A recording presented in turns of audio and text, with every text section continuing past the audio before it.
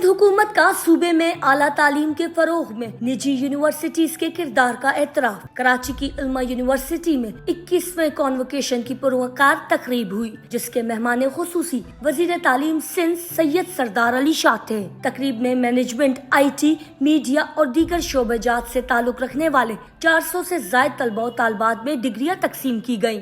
हफ्सा एजाज, अबू सईद, अशना इकबाल, मुजम्मिल जफर, किनायत जावेद।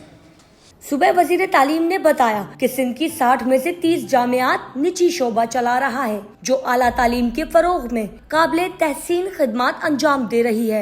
समझता हूँ कि जो प्राइवेट सेक्टर जिस एंथुसियाज्म के साथ और फिलैंथ्रोपिस्ट जो आगे आए हैं और एजुकेशनिस्ट आगे आए हैं, उन्होंने गवर्नमेंट के पैरेलल ये एक जो गैप ब्रिज करने की कोशिश की है, ये काबिल तहसीन अमल है। मैं पूरी आपकी टीम को इसके लिए मुबारकबाद देता हूँ कि you have established such a wonderful institution and now converted in the university, जहाँ पे 6000 बच्चे जो है वो ज़ेर तालीम। स्नात पाने वाले तलबा और वालिदैन के चेहरों पर खुशी और फख्र नुमाया था। फारिगुल तहसील तलबा ने मुल्क और कौम की तरक्की में अपना किरदार अदा करने का अज़्म जाहिर किया।